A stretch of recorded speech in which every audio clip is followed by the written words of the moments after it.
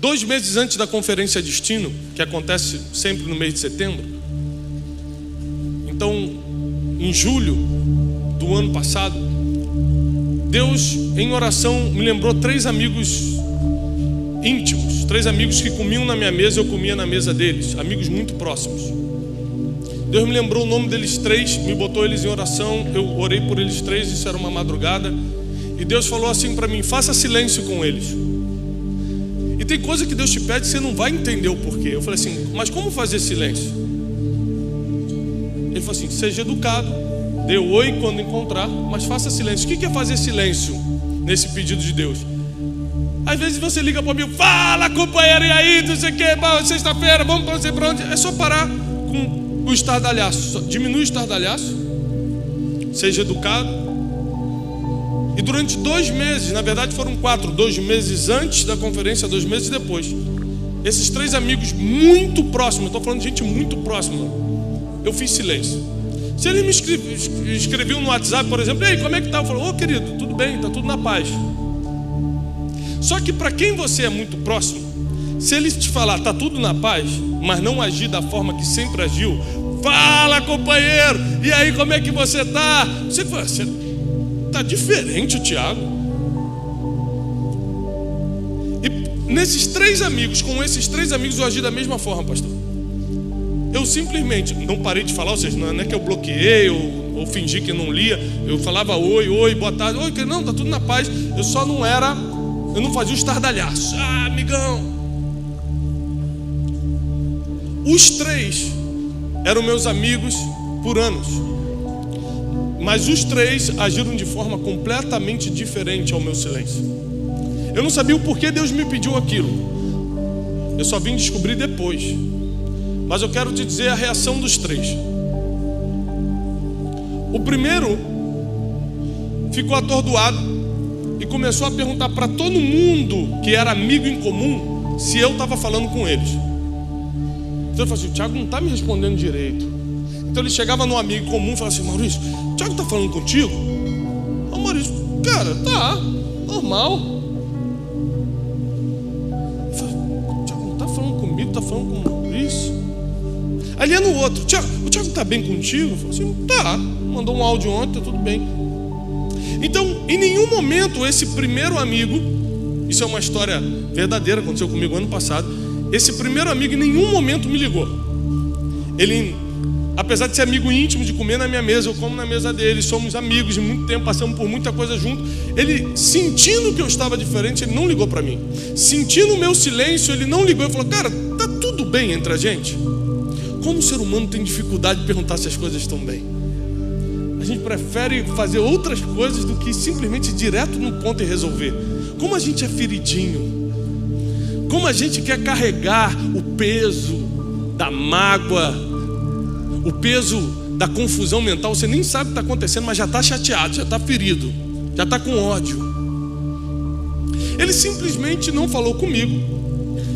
Ele só ia na circunvizinhança e perguntava como é que eu estava, o que estava acontecendo comigo. Ninguém falou nada, ele também não fez nada.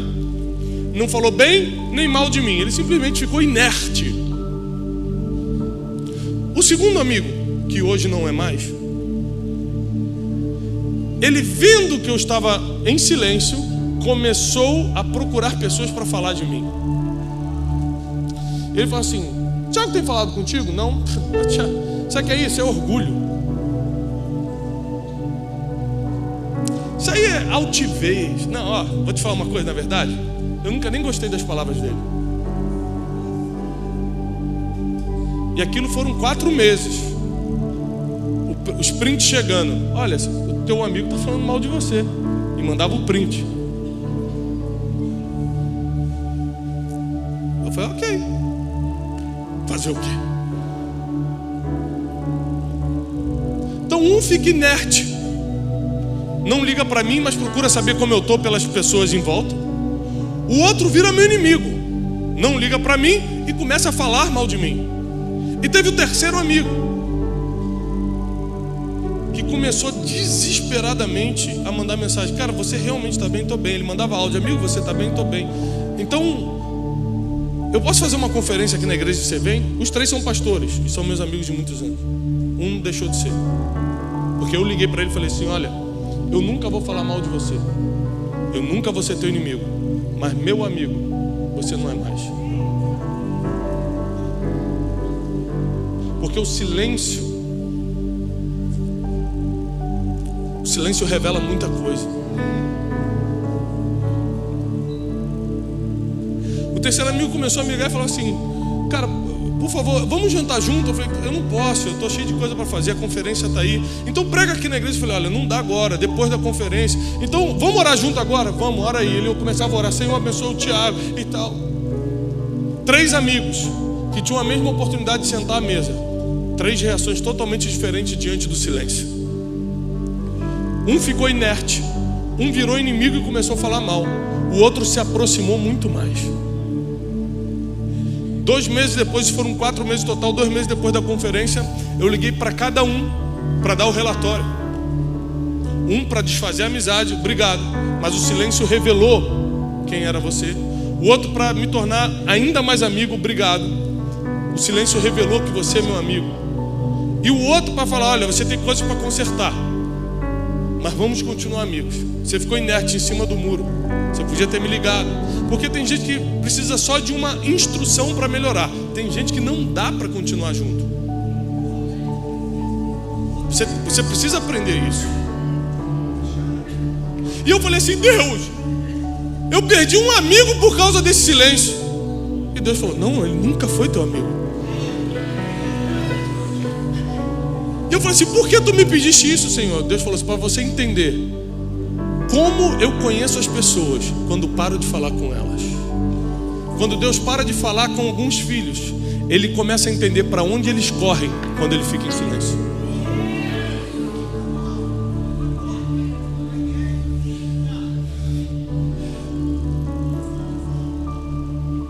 Uma vez Janine ficou uma semana falando mais ou menos comigo. Janine, fica em pé, meu amor, está grávida do nosso 4º filho.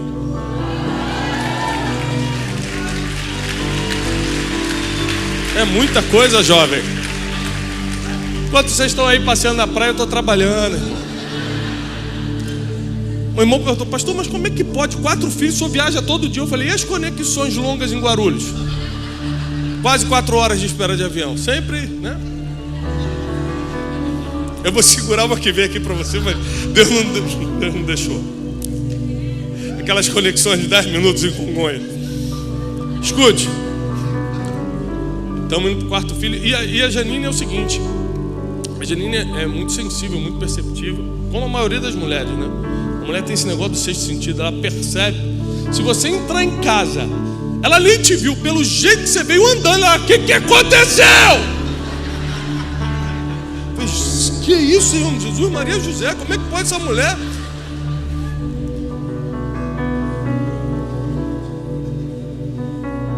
Mas o contrário também acontece. Às vezes você está cansado, alguma coisa está acontecendo, mas involuntariamente, por uma semana, eu falava normal, claro. Não tem como marido e mulher deixar de se falar. Se você já deixou de falar com seu marido ou com a sua mulher, você precisa saber que não é normal. Você está precisando de ajuda, né?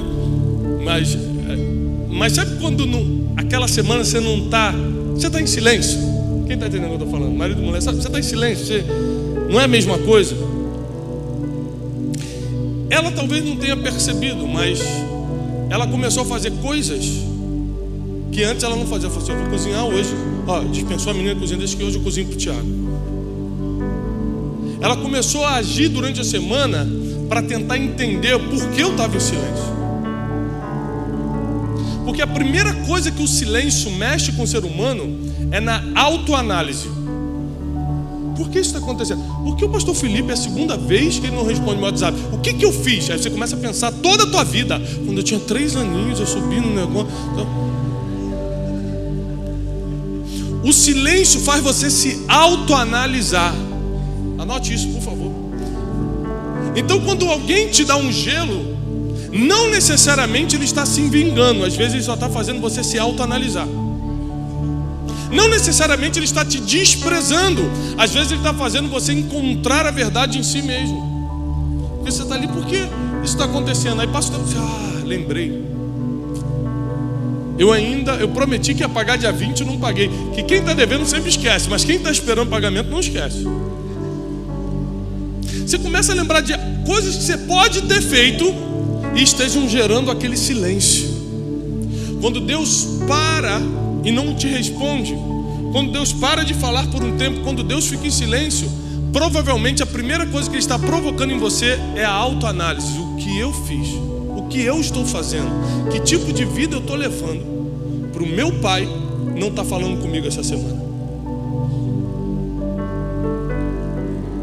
O pastor Felipe tocou num versículo que eu ia falar, eu não vou ler ele todo por questão de tempo, mas João 11:42, que diz assim: Jesus levantou os olhos para o céu e disse: Pai, graças te dou, porque sempre me...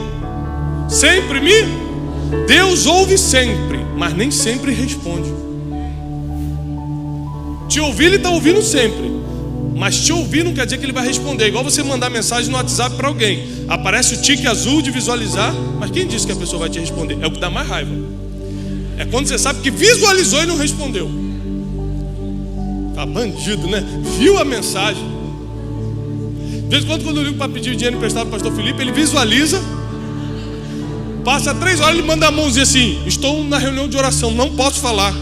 Aí eu ligo para o pastor da oração: pastor, está orando mesmo? Eu falo: não, Felipe, estou em casa.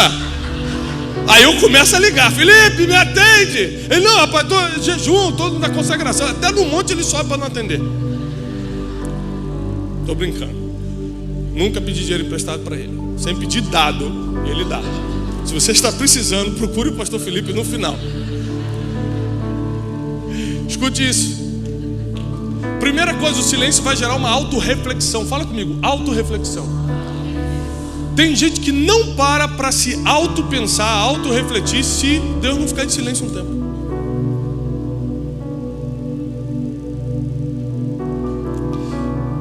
E eu, porque estou todo dia no altar, porque Deus tem me confiado projetos muito grandes, eu preciso que Deus fale comigo.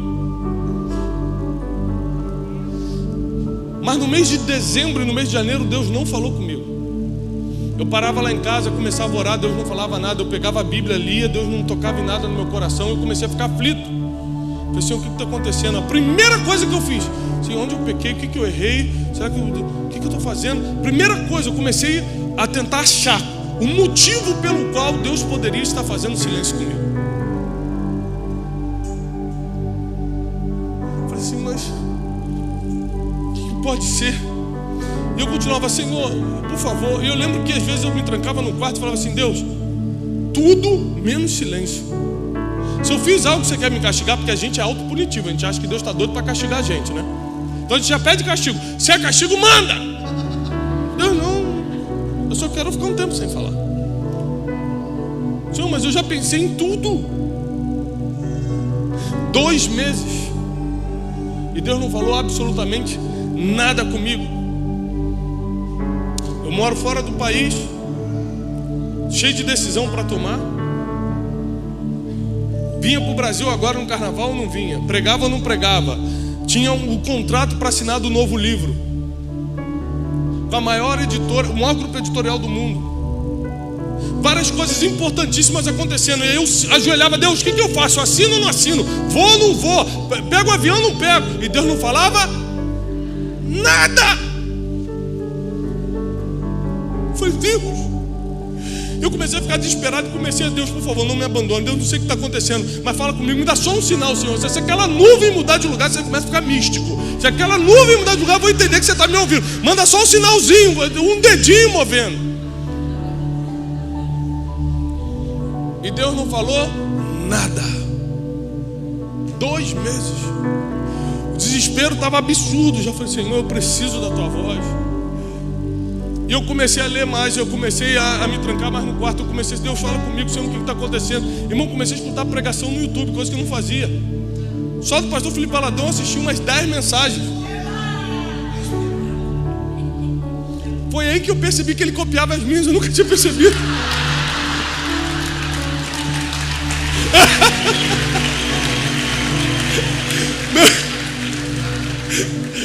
Tô brincando.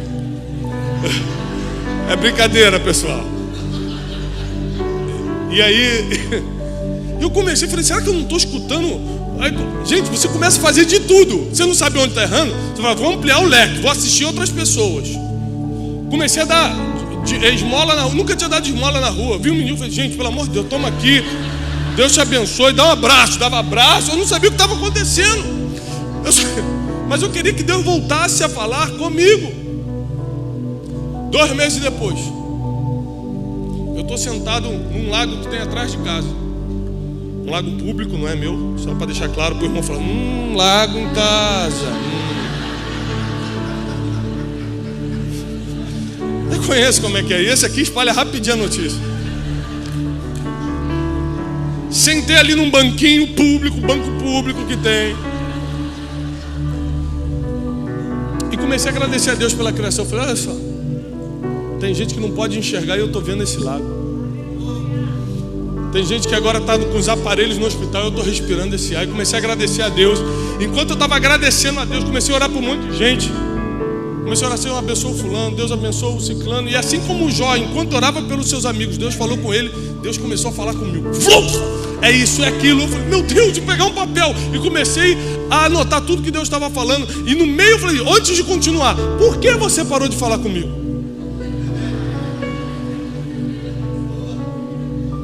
E Deus falou assim, eu só queria saber para onde você ia correr nesse período. Só queria saber o que você ia fazer. Porque tem gente que quando para de falar com o outro, começa a trair, começa a dar as costas, quer saber então segue tua vida. Ah, não vai falar comigo não. Tem gente que murmura, tem gente que amaldiçoa, tem gente que blasfema. Mas você se aproximou. Mas você foi mais para o quarto orar, você leu mais a Bíblia, você teve mais, tentou me buscar de todas as formas. Eu vi aquele abraço no mendigo. Graças a Deus. E foi aí que eu descobri que o silêncio é uma das maiores armas divinas para te preparar para o próximo nível. O silêncio de Deus não é um castigo, é uma preparação para a próxima fase. Jesus estava na cruz. No pior momento da vida dele, com cravos nas mãos e nos pés. Ele tinha obedecido em tudo. Ele fez tudo certo. No momento que ele mais precisou, que ele gritou, Eli, Eli, lama sabachthani, Senhor, Senhor, por que você me desamparou? Eu fiz tudo certo. Eu resisti à tentação de 40 dias no deserto. Eu treinei aqueles 12 homens. Tudo que você me pediu, eu fiz. Eu fui fiel até a cruz. Eu estou na cruz. Cadê você? Porque eu não escuto a sua voz. E Jesus morreu sem escutar a voz de Deus. Jesus na cruz, falando em aramaico. Por que você está me desamparando? Na língua que eles se entendiam. Por que você está fazendo isso? Deus ainda assim não se comoveu. Falou, calma filho, vai tudo melhorar. Não falou nada, ficou em silêncio. Porque o silêncio é a última etapa antes do maior cumprimento da tua vida, do maior propósito da tua vida, antes da grande realização da tua vida. Foi a morte e a ressurreição de Cristo que fez com que hoje tivéssemos vida. Existem coisas que Deus vai fazer silêncio contigo só para saber o que você vai decidir com o teu livre-arbítrio. Deus não é técnico de futebol para ficar, vai lá, vai, você consegue, vai. A gente confunde Deus, a gente reduz Deus. A gente tenta botar Deus dentro da nossa caixinha. Deus está muito fora da caixinha. Ele está muito fora do nosso padrão humano de pensamento. Ele faz do jeito dele, na hora dele, na forma dele, do jeito que ele quiser. A única coisa que a gente pode fazer é alinhar a nossa vida com um projeto, com um plano, com a vontade absoluta dele. E Jesus na cruz deu o último suspiro. A vida foi entregue. Ninguém tomou a vida de Jesus. A Bíblia diz, ninguém pode tomar a minha vida. Eu mesmo a entrego. E aquele que tem o poder de entregar também pode reavê-la. Jesus entrega a sua vida sem escutar a voz do Pai naquela cruz.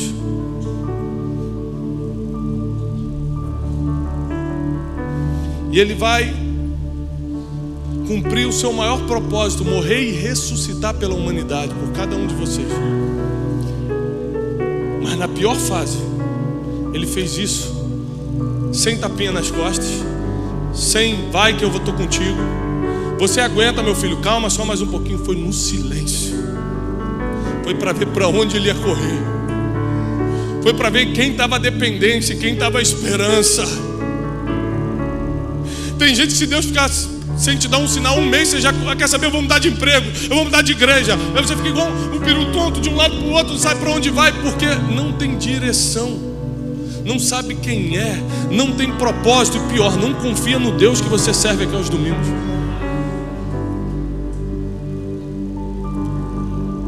Se meus amigos agiram de forma diferente, 3 amigos, com o meu silêncio, que não vale muito para muita gente, mas para aqueles amigos valia. Imagina quantos filhos de Deus estão agindo, dando as costas para Deus, fugindo de Deus, falando mal de Deus. A um passo de viver a promessa, falta um passo para ele cumprir o propósito dele na terra. Ele começa a falar mal de Deus, porque Deus fez o silêncio necessário para saber quem é Ele, para revelar quem é essa pessoa. Abraão caminhou 3 dias com Isaac de mãos dadas, indo para o Moriá, com uma palavra de matar o seu próprio filho, o único filho. Em 3 dias Deus não fala nada. Senhor, o que está acontecendo? É claro, é possível, Senhor. Eu orei por esse menino, Sara pediu por esse menino. Senhor, esse menino é uma promessa, como é que você vai deixar? E o menino ficava assim: pai, o que está acontecendo? Isso é o pior. Eu vi uma entrevista ontem que esmigalhou meu coração. Um incêndio que teve em Belém, e o pai perdeu o filhinho de 2 anos e pouco, quase 3 aninhos, no incêndio. E ele chorava muito na entrevista. Ele falou assim: é muita dor, né? Ele falou: a dor não é perder meu filho, a dor é saber que ele morreu gritando meu nome, pedindo minha ajuda, e eu não estava lá. Naquele momento, eu tenho 3 filhos, estou indo para o quarto, eu comecei a chorar. Eu falei: meu Deus, você tem misericórdia. O pai não aguenta escutar um filho pedindo misericórdia. Pai, me ajuda. Pai, me salva. Pai, não deixa eu morrer. O pai não sabe lidar com isso. E Abraão teve que suportar as perguntas de Isaac e o silêncio de Deus ao mesmo tempo. Eu estou te falando isso porque muitos de vocês estão nesse silêncio hoje, sem saber que falta muito pouco para a promessa. Você está a um passo da realização do teu propósito, daquilo que Deus colocou na sua mão para fazer. Nesse período de silêncio, Ele quer só saber para onde você vai correr agora. Eu não estou falando contigo para onde você vai correr. Você vai ser um daqueles que se tranca no quarto e fica ainda mais íntimo, ou vai ser um daqueles que dá a costa de Deus e vai falar: Deus não existe mesmo, não. Eu estou escrevendo um livro que justamente fala sobre isso. As pessoas, quando se decepcionam, nem serviam a Deus, nem serviam, mas acontece alguma tragédia na vida delas, Deus não existe.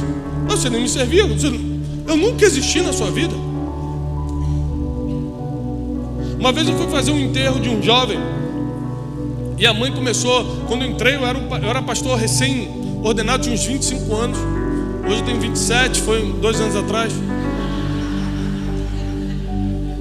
Não entendi a risada dos irmãos, né? Deixa eu ajeitar aqui meus pelos brancos. E aí eu entrei no enterro, a mãe dele começou a me bater e falou assim: por que Deus matou meu filho? Era uma família que nunca tinha ido à igreja, era uma família de origem espírita. Pediram para a gente ir lá fazer uma oração pela família. Eu era muito novo, eu não tinha coragem de falar certas coisas, mas hoje eu falaria assim: mas Deus nunca foi procurado pela senhora. Agora a culpa é dele? A gente só quer botar o Deus num lugar de destaque e às vezes negativo na nossa vida quando algo está mal. Fala assim: a culpa é dele. Deus me abandonou. Deus não gosta de mim. Deus não existe. E na verdade a gente não sabe lidar com processos normais da vida. Esses dias uma pessoa me perguntou assim: pastor, por que Deus permite crianças morrerem como essa que morreu no incêndio? Eu falei assim: peraí, deixa eu entender uma coisa. Deus é um Deus natural ou sobrenatural? A morte é algo natural ou sobrenatural? Natural, todo mundo vai morrer. Então o que o Deus do sobrenatural tem a ver com coisas naturais?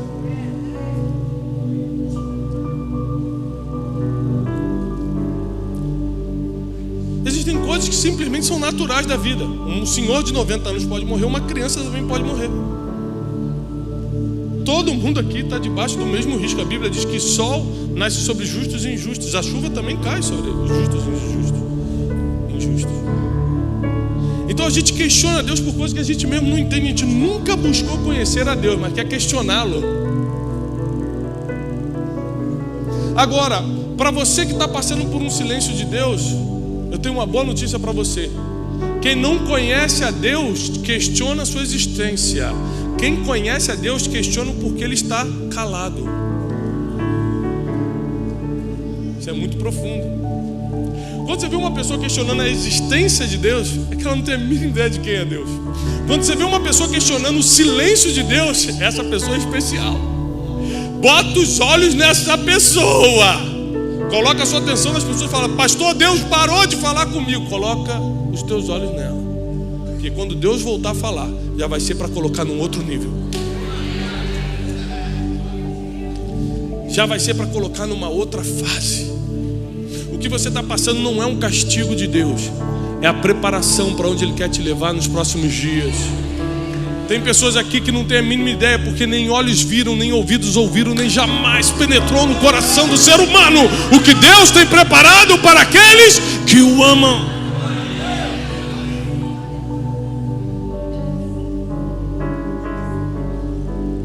Aquela música que foi cantada aqui da Cassiane que fala: quando Ele fica em silêncio é porque Ele está trabalhando. É uma verdade. Em silêncio você fica mais concentrado. Você já viu o ourives trabalhando uma joia? Não dá para ficar batendo papo e trabalhando nos detalhes. O silêncio quer dizer que ele está nos detalhes. O silêncio quer dizer que ele está preparando os detalhes.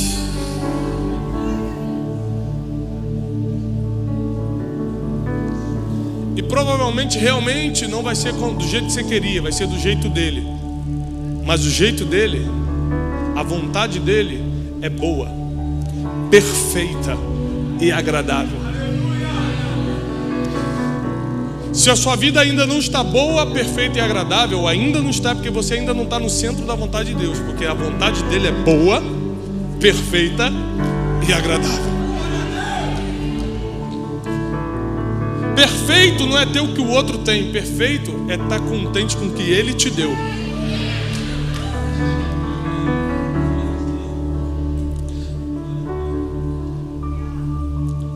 Tem gente que fala: eu preciso do ar-condicionado, está muito calor. Tem gente que está lá no vento da praia falando: meu Deus, que delícia. O que é agradável? Não tem uma regra para o agradável. Por isso, pare de comparar o que Deus está fazendo na vida do outro, porque o que para o outro não serve para você. Não serve para você. A vontade dele para você é boa, perfeita e agradável. Por último, eu encerro aqui. O silêncio revela o seu nível emocional.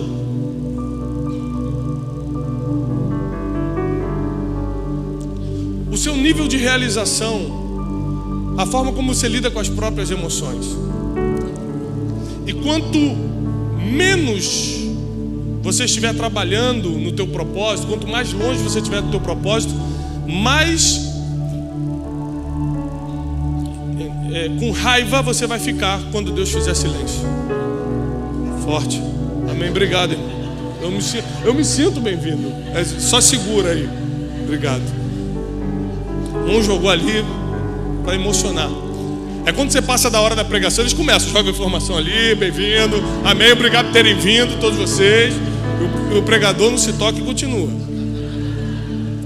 piano já está ali, já vai aumentando. Daqui a pouco ele puxa na voz. Senhor, me dá 5 minutos, eu prometo. Alguém que me dá só mais 5 minutos? Só mais 5? 5. Quem me dá 5 minutos, levanta a mão. 5, 10, 15, 20, 25, 35, 3 horas. É vigília!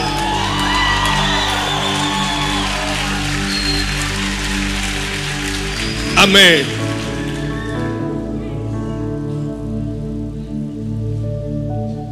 Eu fui procurar esse amigo que se aproximou ao invés de afastar no silêncio. Eu queria te fazer uma pergunta. Isso foi recentemente agora, uma semana, 2 semanas atrás, né? Ele foi lá em casa. Eu falei, posso te fazer uma pergunta? Ele pode.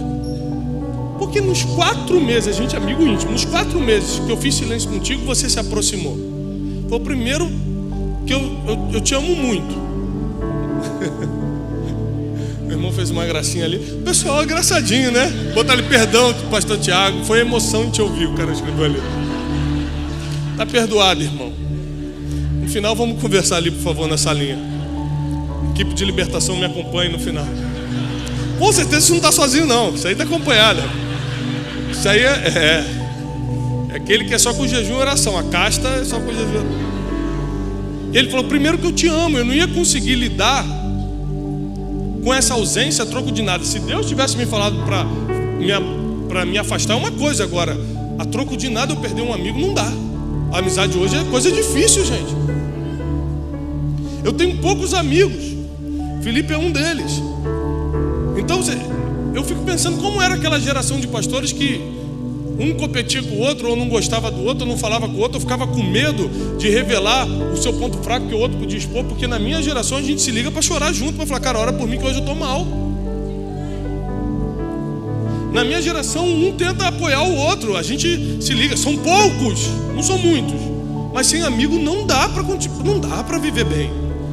Precisa de gente para estar orando pela gente para estar conversando, gente para estar no dia ruim. Falou, cara, hoje eu estou mal. Recentemente eu orei por um dos nossos amigos em comum. Ele falou, cara, eu estou mal, eu tenho que pegar um avião agora. Eu acho que é ataque de pânico, porque eu estou aqui todo tremendo. Me deu uma sensação de morte. Eu orei por ele, fui conversando com ele até ele entrar no avião. Cheio de coisa para fazer, irmão. Carregando as coisas. Meu irmão, olha, Deus vai te abençoar. Entra nesse avião. Não fica com medo não. O que a gente faz sem amigo? Não dá para perder uma amizade no mundo de hoje. Então ele falou para mim, olha, eu não ia perder sua amizade. Mas segundo, eu entendi que Deus estava me dando um crescimento muito grande na minha igreja.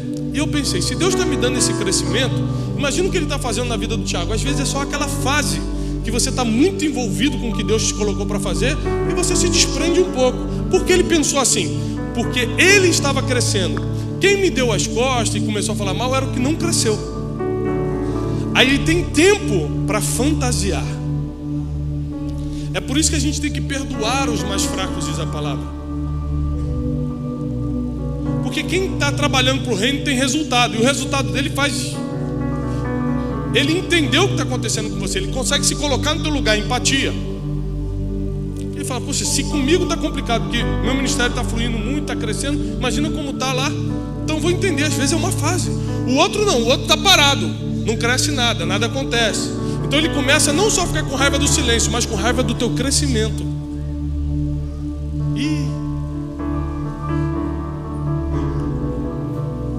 E é aqui no silêncio que você revela o nível da tua inteligência emocional, o nível das tuas emoções.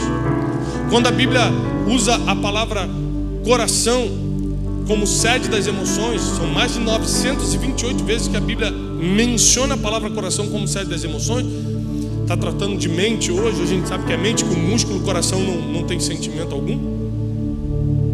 A Bíblia está falando justamente da tua vida emocional, da tua inteligência emocional. A Bíblia fala, por exemplo, sobre todas as coisas que se deve guardar, guarda o teu... Não está falando do músculo do coração, ou seja, não é para você tomar ômega 3 para ficar com o coração bom.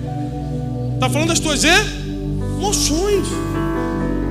Sobre todas as coisas que você deve guardar, guarda as tuas emoções. E quando você revela o nível da tua vida emocional?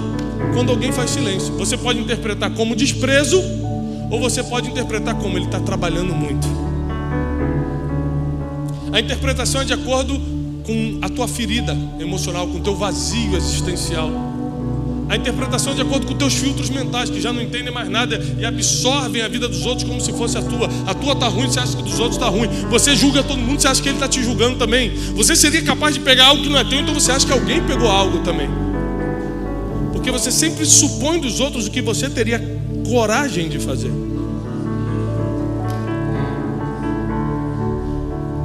O silêncio então te leva à autorreflexão. O silêncio revela para onde você vai correr. E o silêncio revela o nível da tua inteligência emocional. Por isso eu reforço, o silêncio de Deus não é um castigo, é um teste para o próximo nível.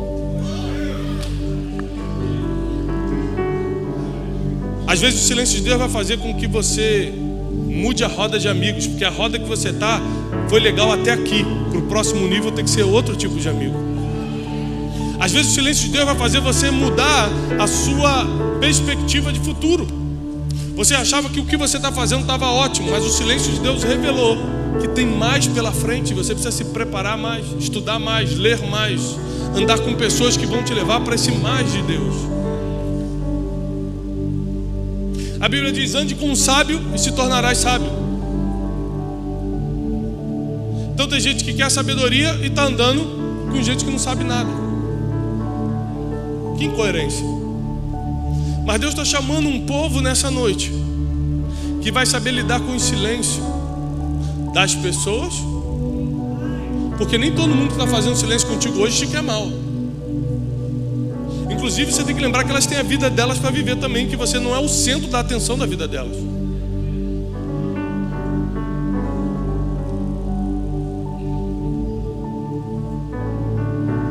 A gente tem um grupo de amigos íntimos, um grupo de WhatsApp, e às vezes tem aquele que participa mais, tem aquele que participa mais ou menos, tem aquele que nunca participa, que só manda uma mãozinha assim, orando. Então o Felipe, assim, 3 horas da manhã, normalmente está mandando áudio. 3 horas da manhã, né? Eu falei, gente, o que está acontecendo com esse homem? 7 horas ele manda o primeiro. Eu falei, gente, dormiu 4 horas só. Mandou um de 3, mandou um de 7. Então, se o Felipe, por exemplo, ficar um dia sem falar, tem algo de errado, você tem que ir nele. O que está acontecendo? Tem gente que fala menos, e você já sabe que é normal ele ficar 2 dias sem falar, 3 dias sem falar no grupo. Mas nós também temos que supor que se um dia o Felipe, que adora falar, não falar no grupo, não quer dizer que ele está mal comigo ou com alguém do grupo. Pode ser que ele esteja muito envolvido na obra aqui da igreja. Então não crie fantasias por causa das tuas doenças emocionais. Não fantasie coisas, não ganhe inimigos que não existem. Tem gente que está cheio de inimigo que nenhum é real, nenhum. Ela conseguiu inventar todos. Aquela irmã ali não gosta de mim. Ó, como é que me olha, ó. Aí o cara fala, mas ela não está nem te olhando. Fala, tá. Você não viu aquele olhar de cobra que ela tem?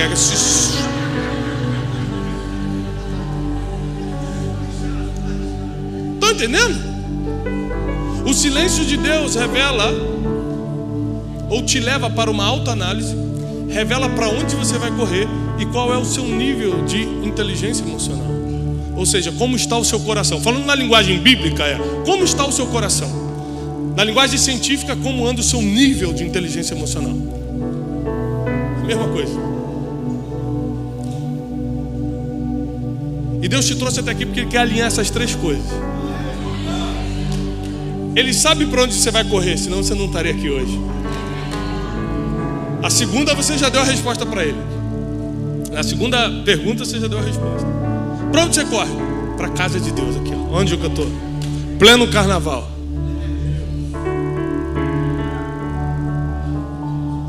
Enquanto nós estávamos ministrando a palavra, muitos já estavam se autoanalisando. Deus, é verdade. E aquela coisa, isso, a autoanálise. E terceiro, agora o nível do seu coração. Como anda o seu coração, como está a tua inteligência emocional. Nessas 3 coisas Deus vai trabalhar para te passar para o próximo nível. Lembre-se que Jesus morre no silêncio de Deus. E por 3 dias nada acontece. Ele cumpriu o maior propósito dele, morrer na cruz, e ainda assim teve mais 3 dias de silêncio. O tempo é de Deus, não é no teu tempo. Então a gente fala, eu fiz tudo certo aqui, ó. Acabei de fazer o que Deus mandou, cadê? Com Jesus, Deus ficou ainda mais 3 dias. Mas quando chamou ele da morte para a vida. Mas quando chamou, foi para esvaziar a tumba. Foi para dar a destra do Pai para ele. Quando chamou, foi para fazê-lo sacerdote para sempre, segundo a ordem de Melquisedeque, sobre as nações da terra. Quando chamou, foi para transformá-lo no nosso Senhor e Salvador. O teu maior propósito está depois do silêncio de Deus. Fica de pé, eu preciso orar por você.